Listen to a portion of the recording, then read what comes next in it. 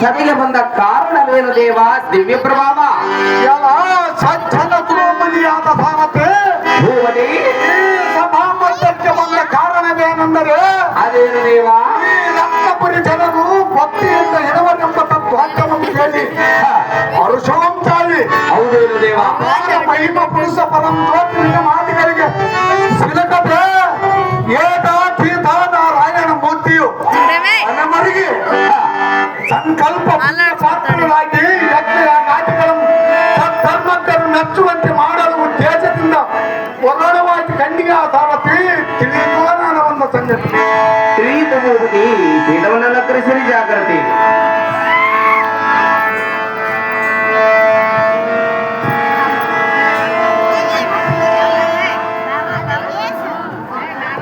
ಐಶ್ವರ್ಯ ಮತ್ತು ಮೇಳಕ್ಕೆ ಪ್ರಾಣವಾಗಿದೆ.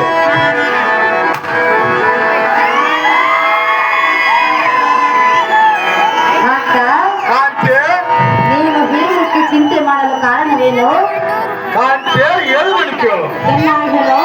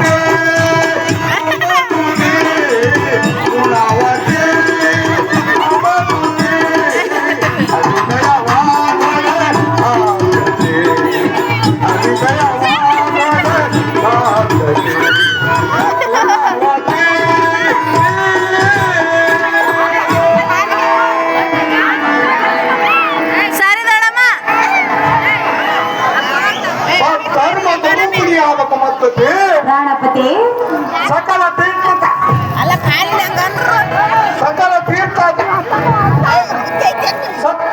ಅದೇ ಸಮರ್ಥತೆ ಸಕಲ ತೀರ್ಥ ಸಾಧನೆ ಆಗಬೇಕಾದರೆ ನಾನಾ ವಿಶೇಷ ಸಂಗ್ರಹಗಳಿಂದಲೂ ಸಕಲ ಯಾತ್ರ ತೀರ್ಥ ಯಾತ್ರಾಚಾರರ ಸತ್ವಲಂಕಾರದಿಂದಲೂ ಸರ್ವ ಮಂತ್ರ ರಹಸ್ಯ ಸಮಸ್ಯೆಗಳಿಂದಲೂ ಭಕ್ತಿ ಭಕ್ತಿಗಳಿಂದ ಮುಕ್ತಿಯ ಪಡೆಯಲು ಯಾವ ಆತಂಕವೂ ಇರುವುದಿಲ್ಲ. ಈಗ ನಮಗೆ ಕರಿರಾಜ ವರದನು ಬೇಕಾದ ಸಂಪತ್ತುಗಳನ್ನು ಕೊಟ್ಟಿದ್ದರೂ ನನ್ನ ಮನಸ್ಸಿನ ಸಂಶಯವು ಪರಿಹಾರವಾಗಲಿಲ್ಲ. ಹಾಗೆ ಸುಂದರಿ ಎನ್ನನ್ನು ಒಂದೇ ವಿಧವಾಗಿ ಬಾಧಿಸುತ್ತಿರುವುದು ನೋಡು. ಮಡಿ ಭಕ್ತಿಯೋ